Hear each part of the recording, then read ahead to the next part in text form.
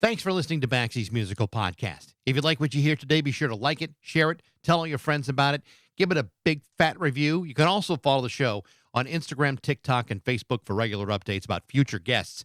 Today, we're brought to you by Metro Chrysler Dodge Jeep in Ramit Chicopee. Stop by their state-of-the-art dealership next to BJ's in Big Y on Memorial Drive, or go to metrojeep.com and make it Metro. And then drive home in your new Metro Chrysler Dodge Jeep Ram today. It's Baxie's Musical Podcast.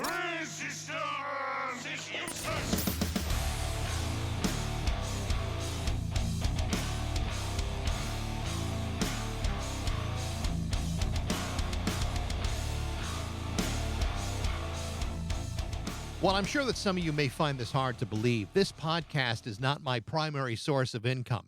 Far from it. Instead, I've somehow squeezed out a surprisingly long career in radio. Remember radios?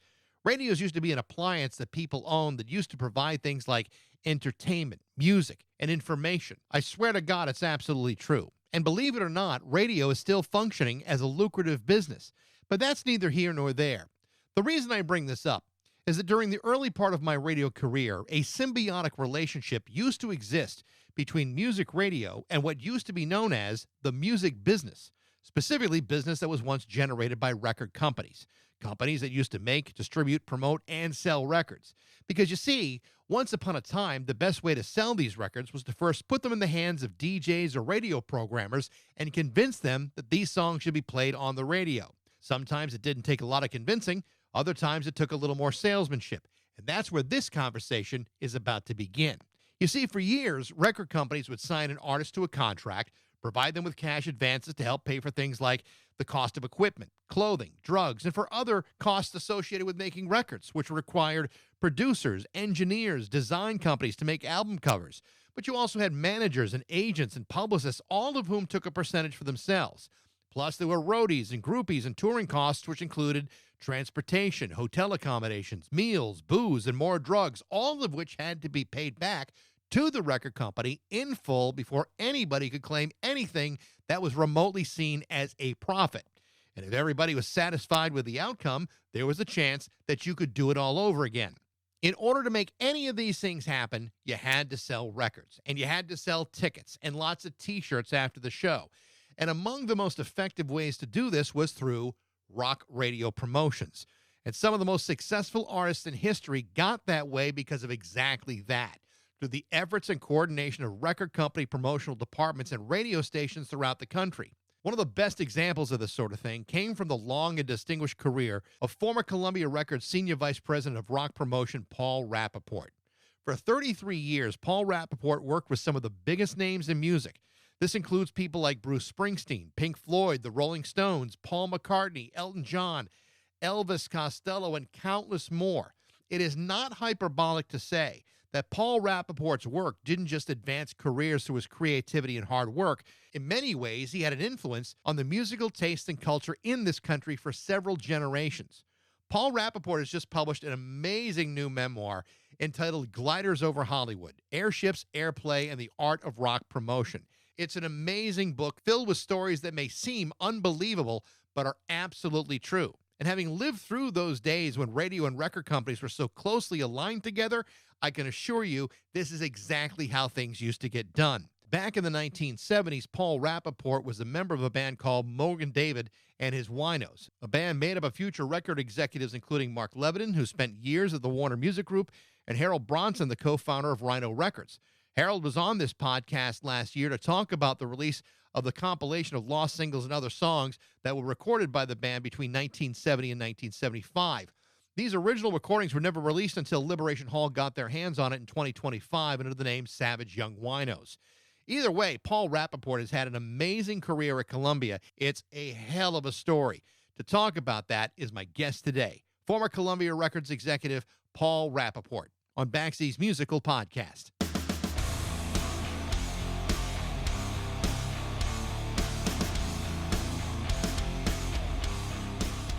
You and I met a few weeks ago at a radio conference hosted by a mutual friend of ours, Michael Harrison. Right, And, yes. and I've known Michael forever. And Michael says, Bax, this is Rap, this is Bax. You two should get to know each other. And we start talking, and I'm thinking, God, how do I know this guy? Where do I know this guy from? And then I realized, holy shit, I just talked to Harold Bronson from Rhino Records, and I was interviewing him last year about the Mogan David and Young Winos record, which I happen to have right here. And but that you have to understand, that blows my mind that you're holding that up. Okay.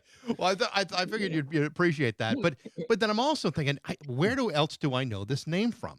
And then I realized I was working in active rock radio back in the 80s, so while I can't say there are paths ever crossed per se, I knew exactly who you were as soon as I started leafing through the book. I'm like, I have heard this guy's name many, many times over the years. So it is a pleasure to be talking to you today.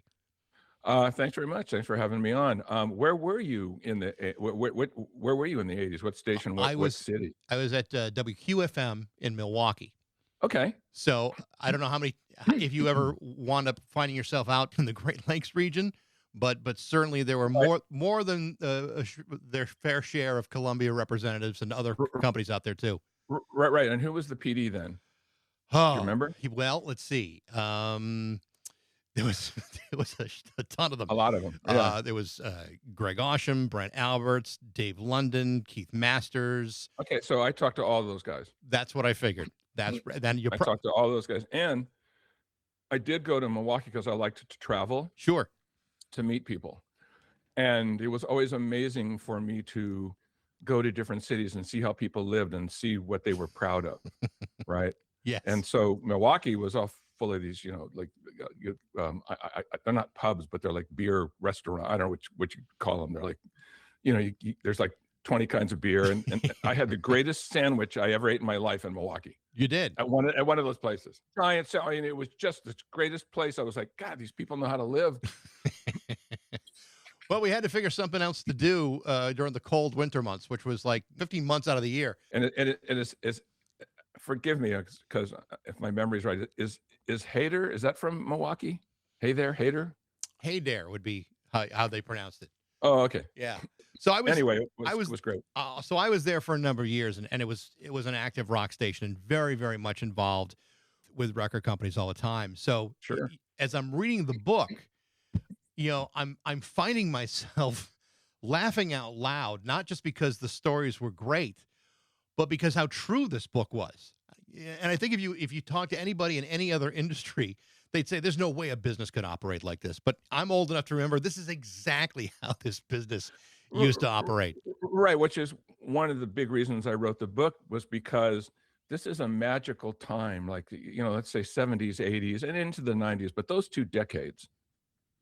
I wrote the book because somebody has to capture all of this so people will know how wonderfully wacky it was, because when a lot of people read it, they're like, "What? Did that really happen?" I'm like, "Yeah, that's exactly the way it was." And I said, I have to write these stories because no one's going to believe that a business could run like this. Right? It's a business, but it's not business as usual. Right. Absolutely. Right. It's a business where there's water gun fights in the office and bowling in the afternoons, and it's a business where there actually was a business meeting, which I wrote in the book, to discuss the fact that we at the LA branch, where I started, Los Angeles branch office, would no longer be allowed to set our table on fire at future record company conventions. Right? This is a thing. We had these big conventions, and they were like ballrooms, and we had meetings during the day. At night, bands would play, and we'd have dinner, and we were the rowdy bunch. They'd put us in the back. And, we'd get inebriated on whatever, and people would start to throw rolls, then they start to throw a knife, a fork. Anyway, culminated in us lighting our table on fire. We were the hit of the convention for 2 years, until somebody in New York said, "This is not a good idea." Right? We can't have people setting a table on fire in a major hotel. So, but that's normal. Like that. Yeah. People, that's how, this is a business that ran on whim and ego, and logic never got in the way. And the incredible part about that is, there were people who were upset that you could no longer light a table on fire in a conference room. Fascinatingly, half the staff rebelled and wanted to know why not. Because this is how we were used to living. And as you read, it's not just the artists, but the managers, and the things that people don't know.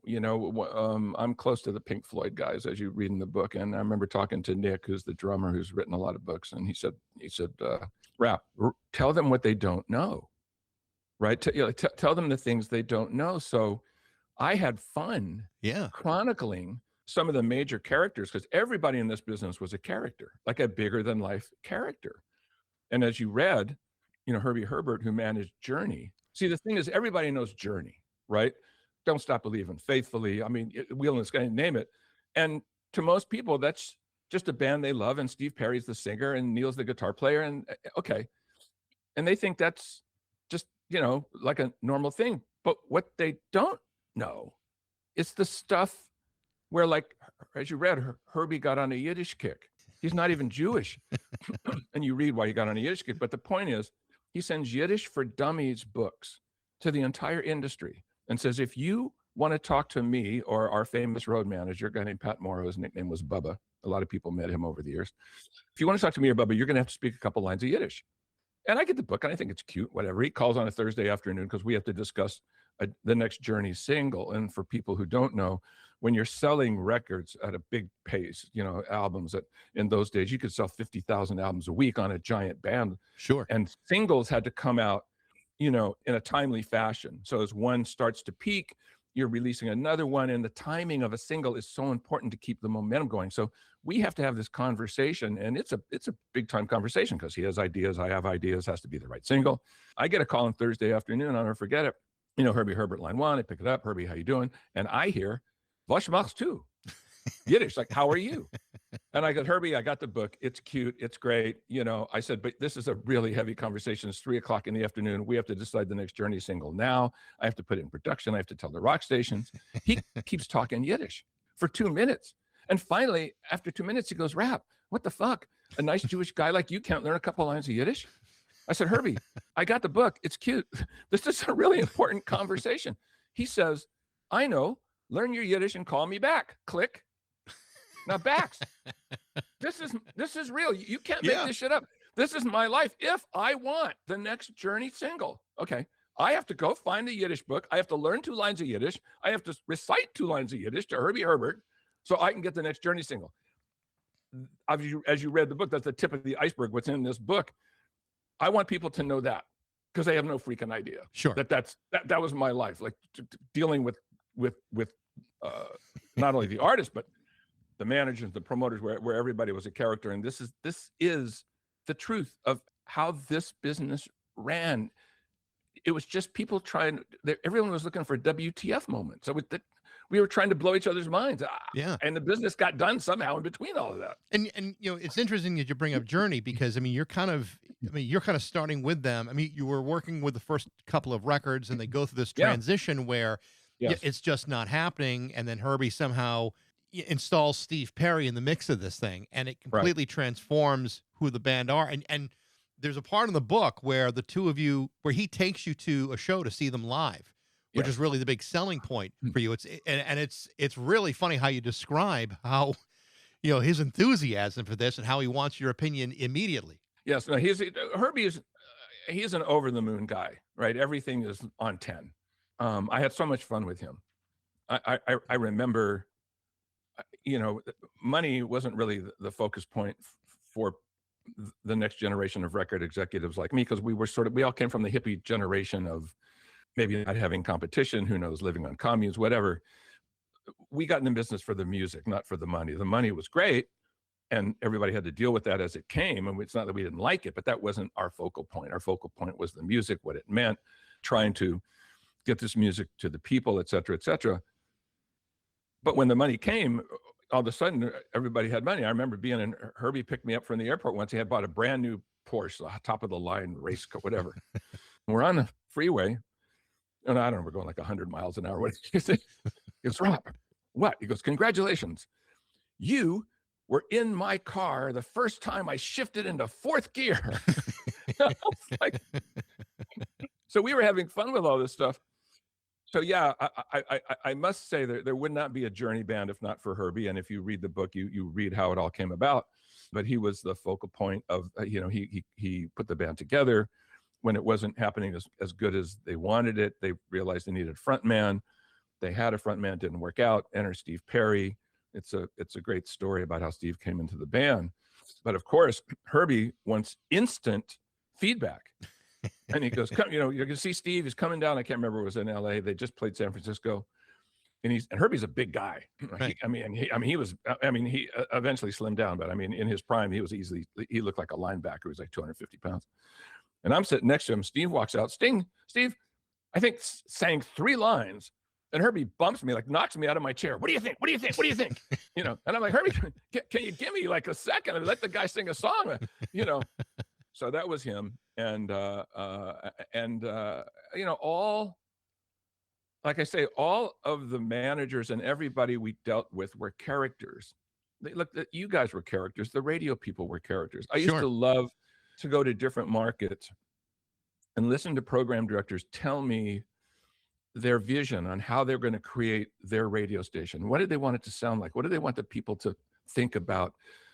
It was a time not only for creativity, in music, but in the media. So rock radio was growing and becoming this art form in and of itself. So Absolutely. now you're plugging, some of the greatest artists into the greatest art form amplifier, telling people, here's this new music. What do you think's going to happen? The 80s happened. An explosion of music and fun and joy and live concerts and live radio concerts and FM radio in a lot of cities becoming more important and having bigger ratings than top 40. Yeah. That was unheard of before that. Like it just didn't happen, but there were a few precious years where, FM equaled and in some cases was more important in the town than the top 40 radio station. And that's absolutely true. And one of the things I think made it that way, and silently, because I obviously the average radio listener would never have seen this, but people who are within the walls of a radio station most certainly did. There was a very important relationship between radio stations and record labels. I mean, they were literally feeding off of each other. And I think the book does an amazing job, maybe the best job I've ever seen of describing what that relationship was like. But it used to be a real battle to get radio stations to add songs, especially music that may have seemed to be something new and something different. And it really required a lot of creativity and salesmanship on the record company's part. And in your example, in the book, you talk time and time again of how what it took to convince some radio stations, big programmers, and even in smaller markets, to add these songs. And it really was, pretty, to me, that was like one of the most fascinating parts of the entire book. Well, I really appreciate you saying that, because as I wrote the book, I was trying to figure out, well, what do I put in and what do I not put in? And I need to explain some things for people who don't know how it works, how it did. Also, my approach to how to essentially talk somebody into playing music they don't want to play, to give a new band a chance or a new artist a chance, and how that dynamic worked.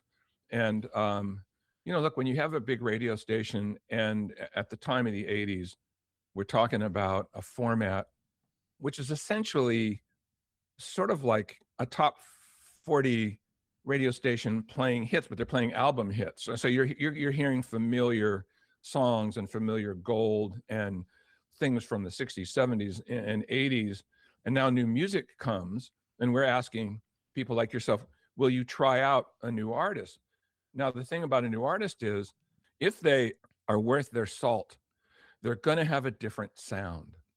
And nowadays, like Bruce Springsteen's a superstar, Aerosmith are superstars. But in the beginning, these sounds are different to radio. Right? Bruce comes on, his first 2 albums are kind of singer-songwriter. He's got a tuba in the band. He's playing a glockenspiel.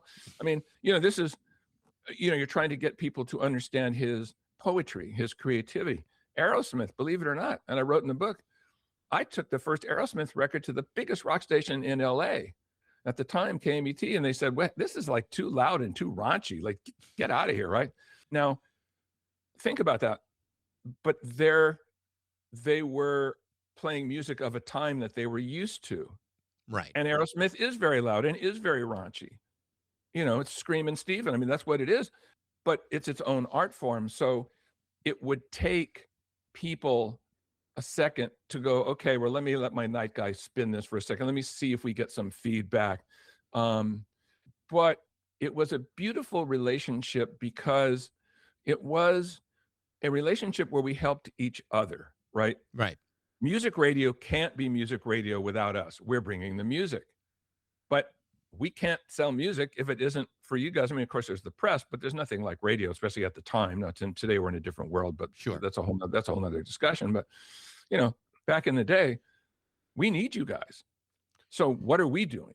You know, first of all, we're getting to know you, like just real relationships. Get to know a program director. What, you know, so you can have a real conversation, not just hammering somebody like, oh, play my record.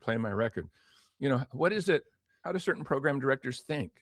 How can I sort of get into their brain and make them understand, you know, maybe there's another band they like that's similar to this, yeah, or they like the blues, or I can say, oh, this is a blues-based band, something to get them to pay attention. I won't go to it here, but I had a lot of different ways to open a programmer's mind to listen to something new and go, hey, that's pretty good. And then, of course, we were giving, you know, as artists became big, we're giving you guys promotions like front row, you know, tickets to give to your listeners. We're doing live broadcasts. I used to love to do big event style, you know, promotions, which you read in the book. And I remember going to Pink Floyd and going, like, I need to borrow those pigs, those big inflatables, because I want to fly them over radio stations.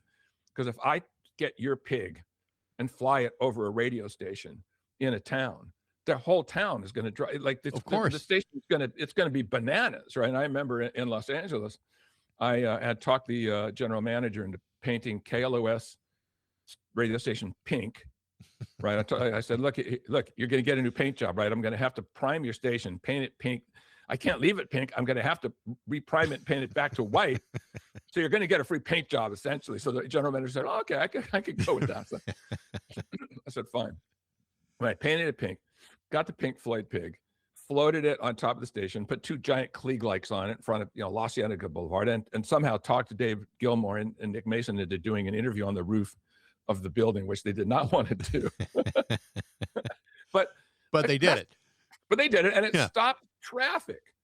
I mean, made the news. I mean, stopped traffic on La Cienega Boulevard. Okay, now come on. After you do something like that, and that station now is being in the front page of the LA Times, all this kind of stuff, it's very easy for a program director to, before I even call him or her, to say, hey, Rapp, what are you working that's new? How can we help you out? You know, can we spin something new for you at night or whenever?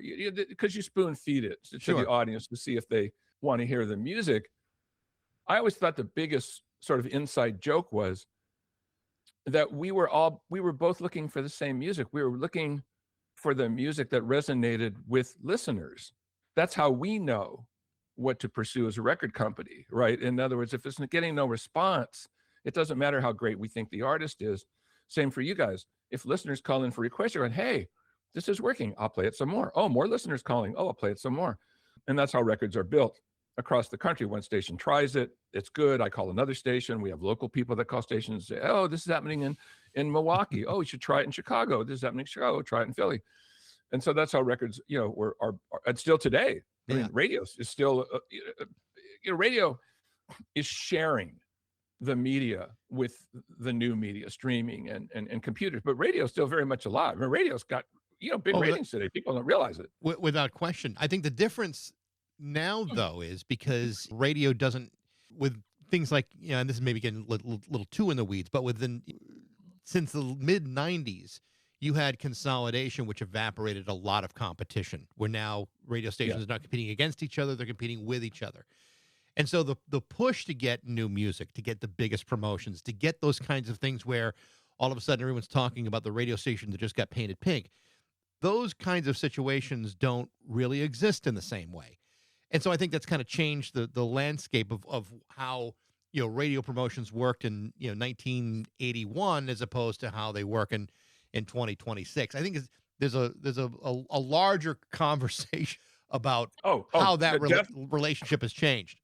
Well, I mean, that's a whole radio conversation. And I think that consolidation didn't help the art form of radio because it made things more streamlined for, let's say, a large owner but I think it took away a lot of the personality of local stations, which, who knows? I mean, we're in a cycle. Maybe that'll come back one day. But to your point, yes, those promotions don't matter so much anymore because of the difference of how it is today.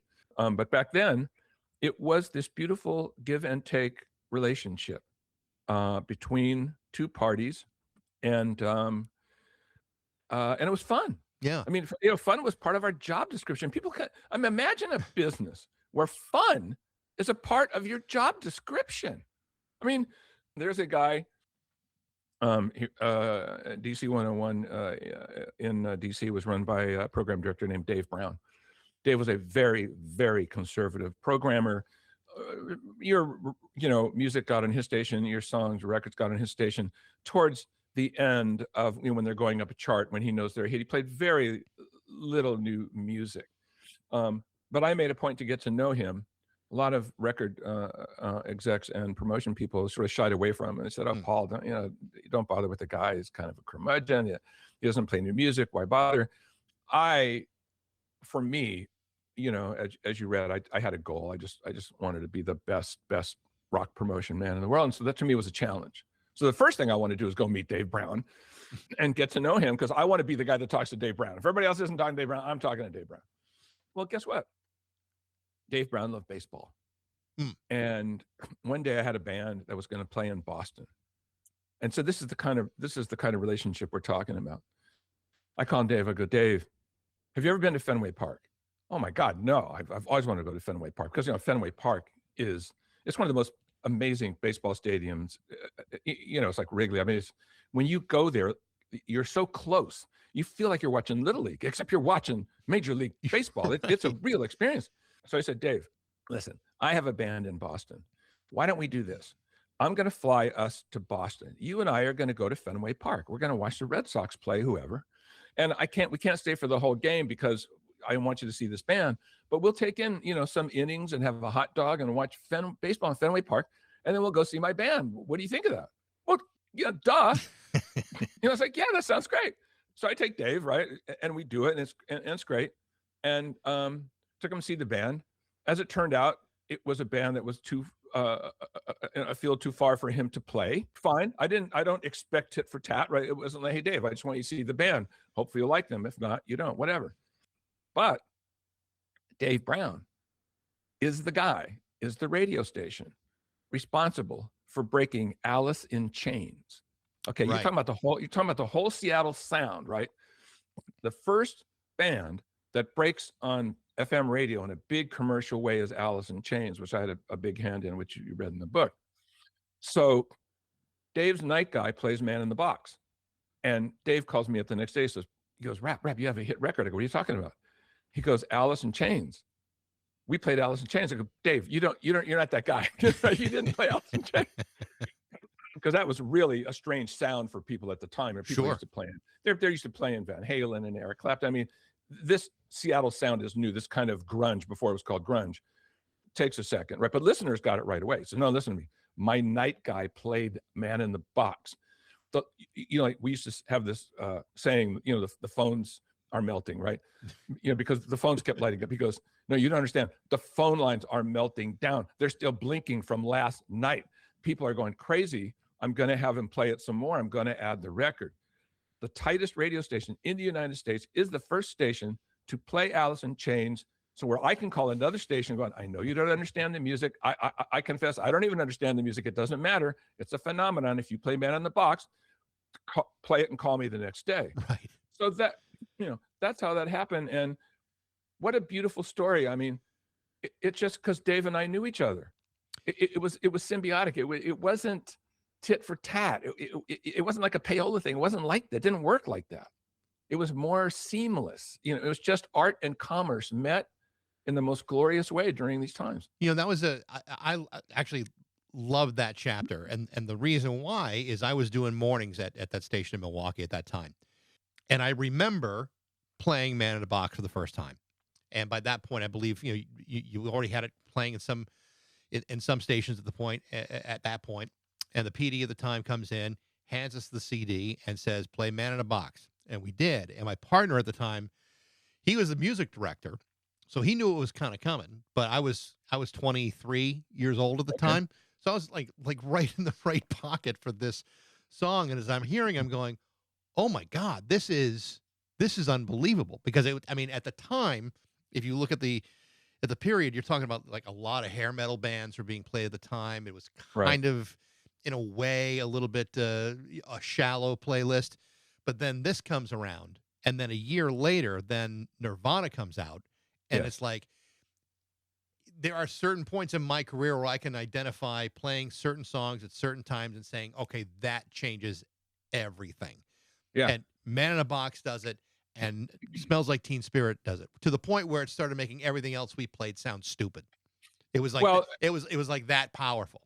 well, we did get to a place, and I don't want to throw shade on hair metal so much. It's not my thing, but it did get so homogenized Sure. that it was literally, it became more hair, less meaningful songs, simple hooks, and now all of a sudden you come back to music where people have something to say. They're back to showing us our culture, which, the whole 60s, 70s, the music's so important because it's reflecting the culture we live in. And if you want to know what's happening in your culture in the 70s and the 80s, and especially in the 70s, just listen to the radio, because Sure. every kind of music, not just rock, but Motown, country, everybody's talking about what's happening in our lives. Enter the Seattle Sound. They're bringing back that kind of meaning to, what's happening in our culture. And so I think was, aside from the sound, which was brand new. But as I wrote in the book, even me, who I mean, I'm a rock guy, and I was even thrown the first time I heard a cassette. I just didn't get it. You read in the book, it's a funny story, because my 10-year-old son's going, God, this is amazing. and I would listen to him. I'm like, it is. That's like, Yeah. But a week later, I see them live. When I saw them live, I saw what you heard. I saw them live, and I got weak in the knees, because I went, I think I've just seen the new Led Zeppelin. Like, I think I've seen the next big thing. I couldn't sleep all night, because I was like, oh my God, this is going to change the face of rock, which it did, and paved the way. Not, those bands were all happening in Seattle. It's not that Alice was the first, but they were the first to break on rock radio, which paved the way for Pearl Jam and Nirvana. Of course. And eventually, come on, it demanded its own format. I mean, that music demanded its own format. So you get alternative rock, it becomes its whole new format based on that. So it's interesting, because when you talk about seeing a band play live, how important that is. Alice in Chains is one example. Earlier in the book, you talk about the importance of Billy Joel and trying to convince program directors to take a chance on him early in his career, and until they saw him live and what he was really all about, there were a lot of people very hesitant, thinking he's just a lightweight CHR type of artist, when he really was not. He was much more diverse than that. Seeing a band live is the kind of thing that really kind of separates the great ones from the ones that may not be so great. that's how I always knew if we had something. Yeah. Is even if a record wasn't quite there. I remember the first Psychedelic Furs record. I got it because I love that kind of stuff. And I went, man, these guys sound really cool. I got to go see them. And I went down to the Mud Club in New York, and I see them, and I'm like, same thing. Oh my God. I'm watching Richard Butler. I'm watching these guys. This is amazing stuff. And it's on the level of sort of a Lou Reed, Velvet Underground kind of a thing. And eventually they have hits. But when you see a band live, that's how you can really tell. And even, as I wrote in the book, Loverboy, which actually I'm a promotion man. Can I say the title of my book? Of course, absolutely. Sure. If you want this book, it's called Gliders Over Hollywood. Just think of a balsa wood glider. Gliders Over Hollywood. If you want, and it's got a subtitle, but you don't have to worry about that. Just Gliders Over Hollywood. And there's a funny story about throwing gliders over Hollywood, which is why it's called that. But even Loverboy, which, arguably makes sort of, rock pop or pop rock music. I heard the album. Again, it wasn't one that resonated with me right away. And I thought, oh, okay, this is going to work for a little while, whatever. You go see them live. And I was like, wait a minute. This is a really good band. This is not just working for the weekend. these guys are a really, really good band, and their secret sauce was the rhythm section. Matt Frenette, the drummer and the bass player, his name escapes me, but he's probably the best musician in the band, was the bass player. Those two guys were driving, Mike Reno and Paul. And when I saw the band, I went, oh, no, this is a 10-year run. This is something special. So to your point, yes, live is how you really tell. There's a lot of very specific stories that you talk about in specific bands, particularly the Rolling Stones, which I know is a really important band for you. And your story about your history with the Rolling Stones is really pretty wild, and how you were able to massage things to your mutual benefit is really amazing. How you were able to extend the run of their albums. Tell me a little bit about that, because I just thought that was really fascinating. Like the strategy of keeping the Rolling Stones on the charts for as long as they had been. Well, my history was that at 17 years old, I fall in love with the Rolling Stones. The Beatles, of course, everybody loved the Beatles. The Beatles changed everything. Right. But then the Stones come along, and they're more appealing to me. They're like dangerous, right? They're like the bad guys, right? They're the bad guy gang. It's like, yeah, I want to be in that gang, right?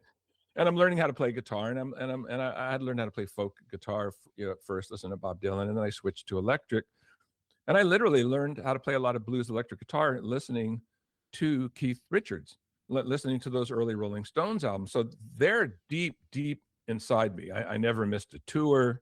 They were my guys. I looked like Keith. I dressed like Keith. I was like, and so when I met them, it's a real big deal for me. And it's, people that I worked with, that I grew up with, like Bruce and Billy Joel, we start at the same times. I'm not in any less awe of their talent, but we're the same age. So we start out Columbia Records at the same time. They're new, they're trying to make it. I'm trying to help them make it. But if you meet people that come into your life when you're a teenager or during those formative years that change your life, and Bob Dylan changed the way I thought. Changed the whole generation of people, the way we thought. And the Rolling Stones are writing songs about the culture, et cetera, et cetera, et cetera. So when I met them, as much as I'd like to say, oh, Bax, I'm just too cool for school. Oh, yeah, I just met the Rolling Stones. No, it's a big deal, right? I'm starstruck. These are my guys. I'm starstruck. But I got over it. And as you read in the book, I said, Keith, I'm going to just sort of crush on you for about 30 seconds, and then I'll be back to being a professional, record guy for you. But you have to understand what you mean to me, right? And so when I met them, and I met them two different times. I met them early on when Keith was on the road with Ron Wood for his solo project, was just, a drug-induced haze for 7 days. But anyway, you can read about that. But when I meet them later in life, I told Mick, I said, listen, you need to understand what the Rolling Stones mean to me. Now, I work everybody's project 100%. I'm professional, whether I like the music or not, by the way. Doesn't matter whether I like it. My job is to get your music on the radio, keep it on the radio, do promotions at radio, and make it last as long as I can for you. Right. And as you read in the book, I had different things I did with Pink Floyd and talked them into doing things, just they took a step my way to understand what would happen. When it came to the Stones, when I heard Steel Wheels, we had a record before that was Dirty Work, and we did okay with it. But Steel Wheels, the band had come back together. During Dirty Work, they had been feuding. It's all written about in the press. Everybody knows it. But Steel Wheels, they came together again as a band for an album and a tour. They had realized, wait a minute, the 80s have happened and all these new bands are coming up, and everybody's talking about all these new bands. Wait a second. We're the Rolling Stones. It's like, hey, step back, kids. We're going to set the record straight, which they did. Right. They went and made a really good record, went on tour, blew, cities apart. Just so you want to know what the greatest rock and roll band is, this is how it works. And so I thought, they're going to make history, and I want to make history with them because they were so nice to me. I got to be in the gang I always wanted to be in. They're like, yeah, come to rehearsal, come here, come on, hang out. I was like, oh my God, they like me, because I'm a guitar guy. So Keith and I got along, he was teaching me how to play G tuning. Like, I'm finally in the gang I always wanted to be in. Right. And these guys make no mistake, they are pirates. I mean, they are looting every city. They're trying to make as much money as they can. So I said, great, I'm going to be a pirate. And our flag isn't the skull and crossbones. Our flag is the tongue and lips logo, right? But we're pirates, right? So as we were talking before, the way singles are released, you come out with your first single, it's a big thing. Chances are at rock radio, it's going to become number one. It's going to debut at number one because it's going to hit heavy rotation immediately, especially a new Rolling Stones song that's a hit song. And you haven't had a Rolling Stones album for 4 years or however long, and a tour's coming. And generally what you do, just when we're talking about Journey, it gets released. And as that song starts to burn, as we call it in the business, where people start to get tired of it and radio stations start to back off playing it in heavy rotation, we release a second single and we work the second single up the charts little by little as the other first single's coming down. And that's generally the way that things are done. I had my own WTF moments. I was always trying to do things my own way to blow people's minds for bands and honestly, even for my own reputation, because it's a business that's volatile. And I always wanted to make sure that I was doing things where people went, "Could you just see what Rap just did?" and I know that may sound like egotistical, and it probably was, but you kind of have to have an ego if you're going to do this for a living.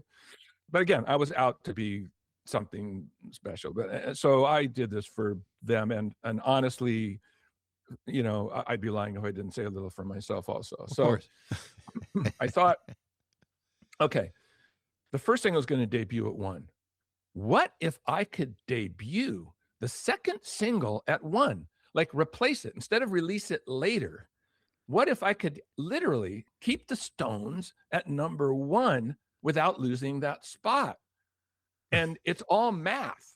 The way the charts work, like who's ever got the most spins, who's ever got the most heavy rotation in a week on a song, that's the song that goes to number 1. That's the way that it works.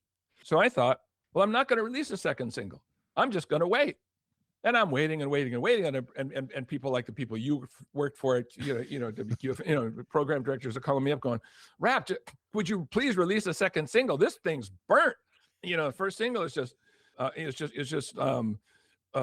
completely burnt, and we need a new single. So I just waited, and finally I released the second single, and sure as shit, what happens is they take the first single. It escapes me for a second what the first single was, but the second single was "Rockin' a Hard Place."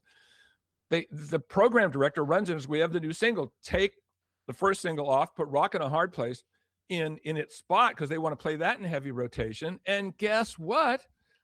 A week later, boom, debut number 1, "Rockin' a Hard Place." Now the second single's coming down, but it's not down that far. Now I got 2 in the top 5. I mean, it's really messing the charts up, something awful, because if you're a new band trying to go to number 1, I've kind of clogged up the charts, with my little stunt. And I got calls from a lot of my competitors, because I had done this once before, what you read in the book, for another artist. I learned how do I say this politely? I learned how to finesse the charts, manipulate the charts to my liking. But my job was to make records, to run them up the charts and make them go top 10, top 5, number 1 if they could. And again, this is all math and how many people you can talk into playing a song in heavy for how long to get them to move up the charts, whatever. So my competitors are, "Oh, come on, man. It's like, now we have to wait again to go number 1 because you've just taken the number 1 slot again." And, I got a lot of heat for that because I had done it once before. But it was when I did it a third time, that's when the shit hit the fan. Because I went, "Well, I did this. Let me try it one more time." See, I think I'm reading this chapter, and I think it's absolutely hilarious that you were able to. I mean, twice in a row, most people think, well, Rap's got a big set of balls on him. Third time is almost shameless but brilliant at the same time. It was both. And I did the same thing. The third one was a ballad, "Almost Hear You Sigh." And I waited. Same thing. People are calling me, "Will you please? You're killing us." And the same exact thing happens. "Rockin' a Hard Place" gets bumped. "Almost Hear You Sigh" debuts number 1. okay, honestly, Bax, that is when the shit hit the fan, because what I had done, great for the Rolling Stones. They loved it. I mean, you read in the Of book, course. I go back and tell them that no one's ever done anything like it. It is total history making. No one even ever debuted a second single. It wasn't much less all three.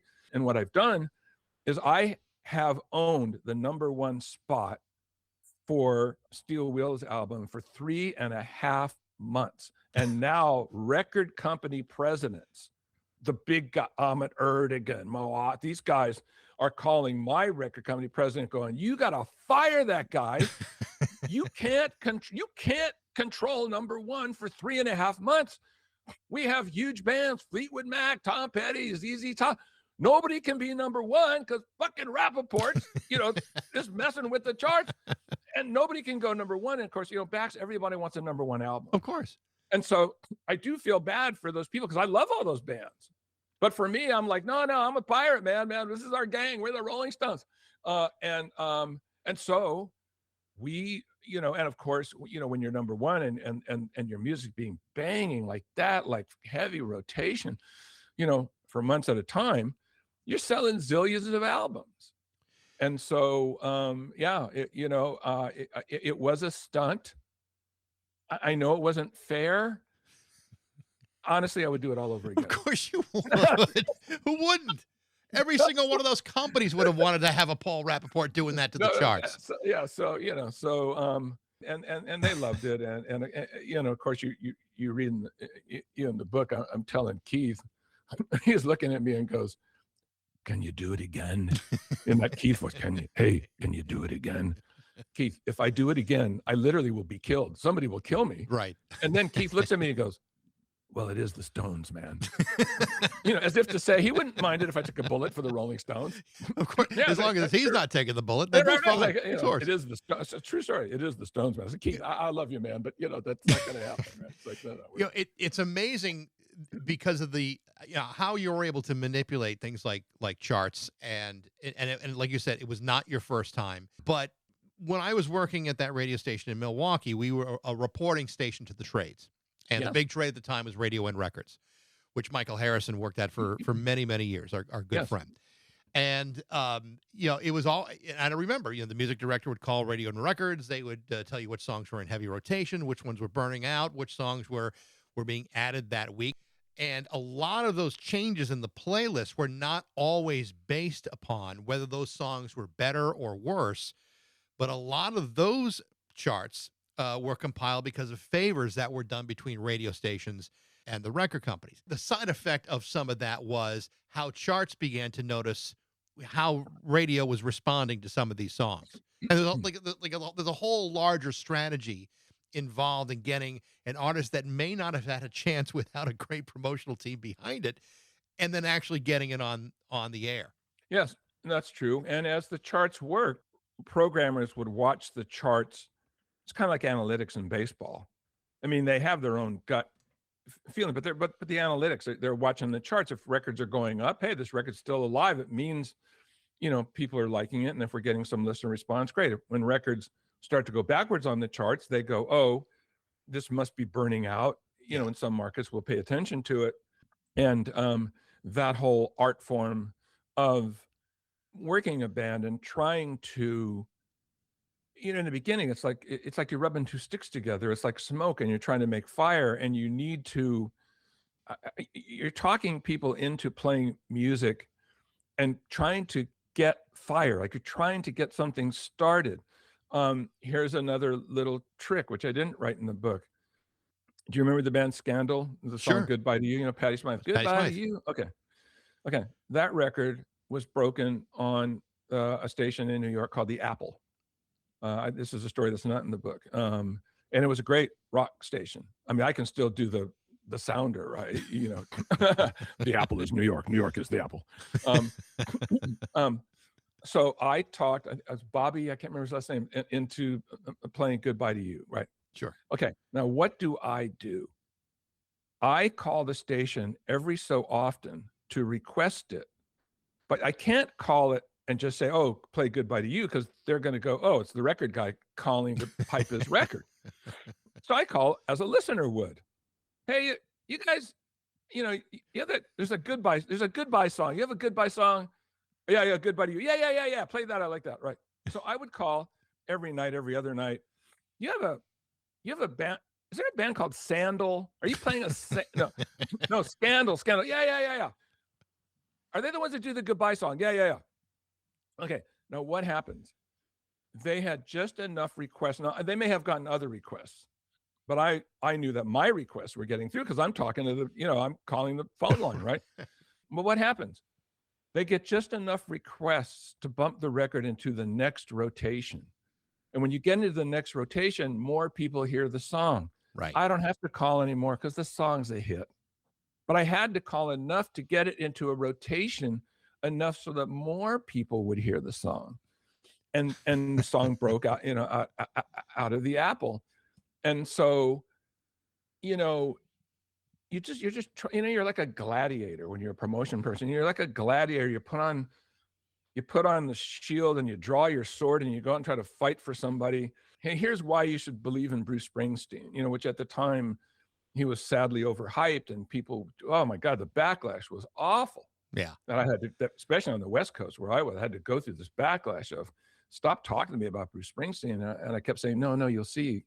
And eventually they did. But those kinds of things are, were sort of necessary. Or if you could do a promotion that's bigger than life, a program director would just have to do you a favor. I don't remember the name of a band, but competitors of mine brought a real lion into a radio station in Los Angeles, K West. Jim McKeon's a friend of mine, ran K West. They brought a real lion. I mean, a lion into a radio. That's dangerous. I mean, I don't care if it's on drugs or these cats can turn at any time. They brought a lion, and in fact, there was a glass elevator. They bring the lion in.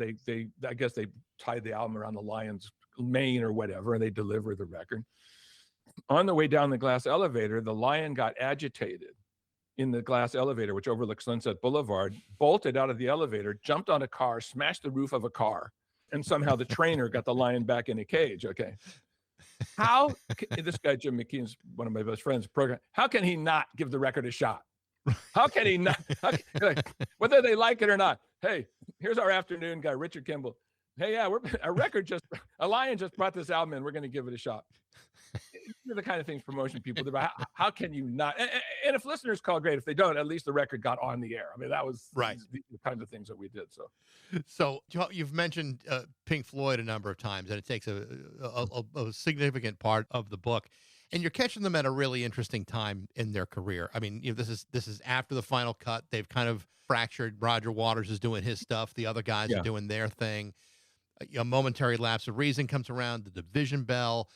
And also the two albums that Roger Waters had done, Radio Chaos, right, and the Pros and Cons of Hitchhiking, all that is going on, and you're kind of working both sides of the fence and dealing with a lot of pain and a lot of ego involved on both sides.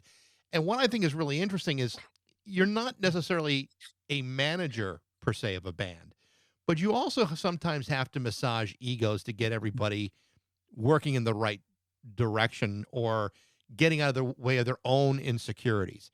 And I thought that was a really interesting part of your story, that you really did have to do that, not just in that case, but in many other cases. That was what was required of your job, to get an artist to do what you needed them to do to make promotional efforts happen.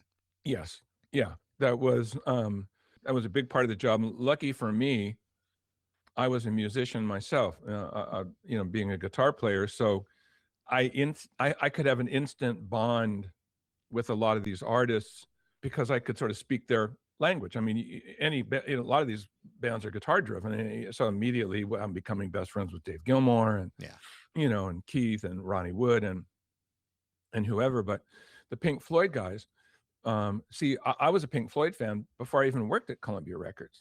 So when I met them, they knew that I loved them. I loved their music.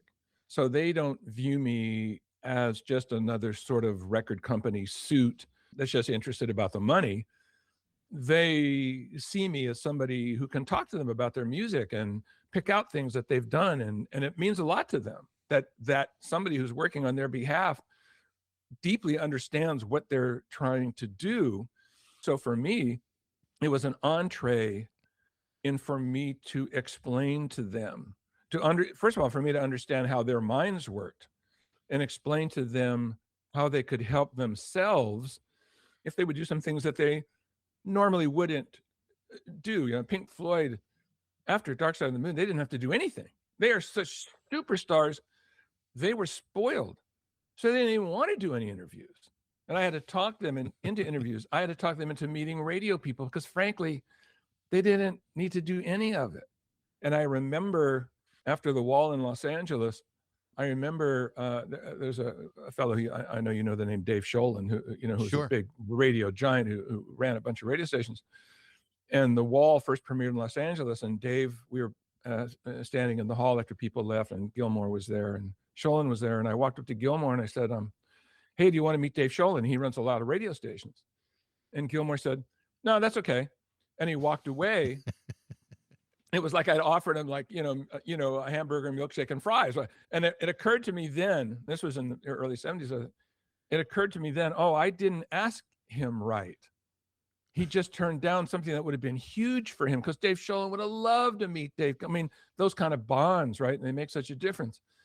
And it occurred to me, no, you're going to have to explain to a David Gilmour why I want you to meet people that have played your music for their whole lives, because when they meet you, there's going to be a bond. They're going to play your music more because they're now you're friends with them, and these different kinds of things. And I'd known all of the Pink Floyd guys since Wish You Were Here, and I know Roger Waters, and I know what makes him tick.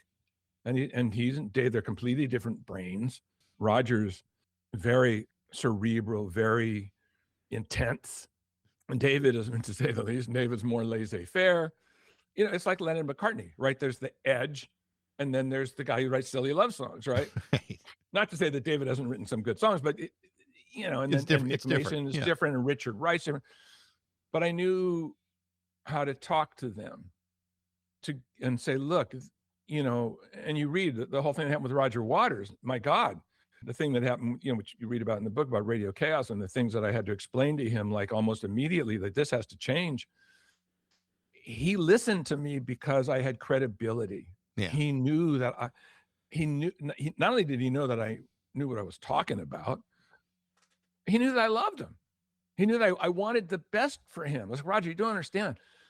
I love you. I love your music. I'm sorry Pink Floyd's broken up. I wish it wouldn't have happened.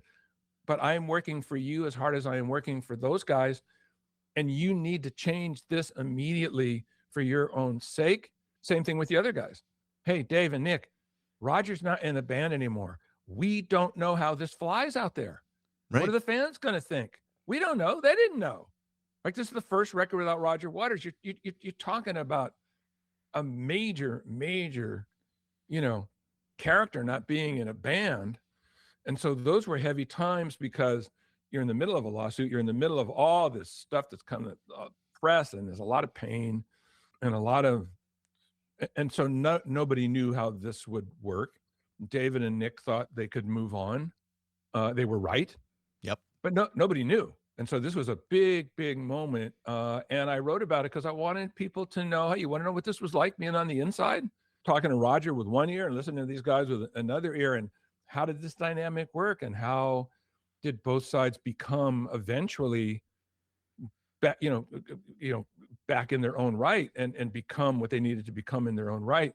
And so I wanted to take you there. This is what it's like talking to Dave Gilmour. This is like what's talking to Roger Waters. This is what they're thinking. And this is what I need to do to help them get to where they need to get to. And, David and Nick, I became very good friends with them. I mean, as you can look, I got invited to play live. I was going to say that. It's like, I think anyone who is allowed to step on stage with a guitar in their hands, the guys from Pink Floyd, is probably pretty good on the inside. Right. You think about that. I mean, when I think about it, and first of all, what an experience. Oh my God. Yeah. First of all, here's a thank you present. Thank you for all you've done for us for all these years. Come and play one song live with us, live in London, live at the London Arena in a proper show. You're playing a proper part. As you read in the book, Gilmour's letting me play lead. They want me to have a blast. Who does that? I mean, it tells you how big David Gilmour and Nick Mason's heart is. Sure. They don't need to do that. He could have sent me a guitar. Hey, Rap, here's a signed Stratocaster. No. You're a player. We know how much this is going to mean to you. You are going to be in Pink Floyd for 7 minutes and 20 seconds, however long Run Like Hell is. I don't know. I would have sat on that stage just going, please don't fuck this up. Please don't fuck this up.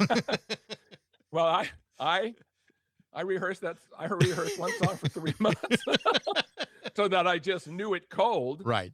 And as you read in the book, though, they're having so much fun. They're on their 200th show. They're bored to tears. Gilmour's running back, like yelling in my ear as I'm playing, drill him, rapper. He used to call me rapper. Drill him, rapper. Let him have it. I'm like, Dave, shut up. You're going to fuck me up. I'm playing for the band because the band are stellar musicians. If I hit a clam, we're all in a giant echo loop, right? If you've ever seen Pink Floyd. Kid isn't going to know. There's 15,000 kids. They don't know if I make a mistake, but the band's going to know. Sure. These are really good players. I need to hold my own. Like, I don't want to be a poser. Yeah, I'm a record guy, but I'm a musician. I got invited as a musician. I want to hold my own, which, I did. And, one of my greatest memories of that night, which you can read about, again, I wanted to take you there. Anybody who ever had this dream, I wrote this in my book, minute by minute. I want you to know, what is it like to be invited, and what is it like to step on stage, minute by minute? What is happening in my brain, and what does it sound like, et cetera, et cetera. And for me, aside from all of that, which was bigger than life, one of the keyboard players, John Caron, after the dust had settled and I'm packing up, I'm taking my guitar out and we're unplugging, the crowd's leaving. John Caron walks by, looks at me with a big smile on his face and gives me a big thumbs up. Like, hey, dude, you pulled it off. You held your own. Like, you were actually one of us. And that made me feel the best, because as a musician, the other reason, I hope that you get this from the book as well, all of these guys, they're all musicians first. Yes, they become rock stars. Yes, they become celebrities. Yes, there's a lot of money. Yes, there's a lot of baggage that goes with all of that fame. And it's not easy. Believe it or not, some people carry fame easier than others. It is not easy to carry all of that fame and all that goes with it. But these people started out as musicians wanting to make good music. And so, as musicians, to be a musician and to be a part of that experience, to have John Caron say, hey, you played great, and after the party, like Gilmour saying, hey, man, you did really good. It means a lot as a musician, from a musician to another. It's not, it's that kind of thing. And I wanted people to meet their favorite artist and see the musician side of them. This is what makes these guys tick. It's not just red carpet and champagne. That's not the thing for them, especially guys that come from that era. That's not what's making them do what they do. Well, I think you do an amazing job pointing that out. And again, they're musicians, but they're also people. And sometimes I think fans totally overlook that important part of it, that they are still prone to the same insecurities and egos and hurt feelings as like anybody else. Really, really pretty amazing. I want to ask you one more question, because obviously the book is loaded with success stories, things where everything hit, everything worked perfectly for this band, this guy, or whatever.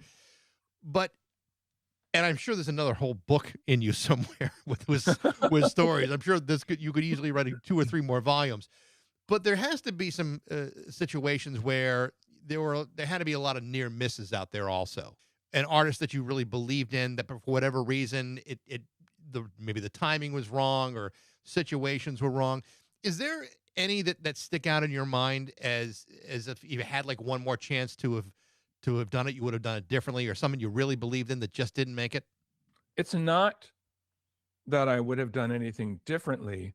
There were a number of artists who we thought were really going to go just from our ears, right? But you don't know their names because they didn't happen. Our job was to get the music on the radio to see if it could happen. And there were a number of bands that we did get airplay on that didn't happen that we believed in them. And as you read in the book, not all of us hear everything. And I'm not too proud to write, hey, I didn't hear this one right away, but I promoted it. And guess what? It happened. It's not that our thing was promote everybody, give them some tour support, let them go out. When MTV came, give them a video or two. Every artist should get a shot so they know they had a shot, that it wasn't us. A lot of people think, oh, you guys just choose who gets, the record companies choose who gets the push, and then other people don't. And maybe at some record companies that's true, but at Columbia, our MO was literally give everybody a shot. Let the artists see for themselves. Your music on the radio, you have a video, and yes, we put you on a small tour to see if we could make it happen. And if we didn't make it happen, at least we can all look at each other and say, hey, sorry, it didn't happen. And that's why we're not going to up your, redo your contract for another couple of albums. But at least they would know. Yeah. And I was proud of Columbia Records because that was our mantra. That was how we did it. And there were, there were a few I was surprised at, and there were a few that I just couldn't believe. Like, I don't know why it just didn't resonate with the public. That's the job, to find out if it resonates with the public. So the name of the book is Gliders Over Hollywood, Airships, Airplay, and the Art of Rock Promotion. Paul, this has been an absolute blast to talk to you about this stuff. It's like I said, if you don't start working on book number 2, I know it took you 6 years to get to this one, but there's so many great stories though. I really appreciate you having me on. I wrote it for people like yourself and all those people that have listened to music and gone to concerts that just would like an inside look at all the music they love and the artists they love, and just to get a feel for how things really were. I just wanted to get it down for you guys. And that's why I wrote it. So well, and having been through a part of the history of this at the right time, I can't tell how much I appreciate someone getting it all right. And your book certainly did. Much appreciated. Thank you so much. Thank you. Rap, great to see you. The name of Paul Rappaport's amazing new book is called Gliders Over Hollywood, Airships, Airplay, and the Art of Rock Promotion. It's available on Jawbone Press. Thanks for listening. I hope you enjoyed it. If you did, you can email me at bax@rock102.com. I'd love to hear what you think. Thanks to Metro Chrysler, Dodge, Jeep, and Ram at Chicopee for their support. But most of all, thanks to you for listening to Baxie's Musical Podcast.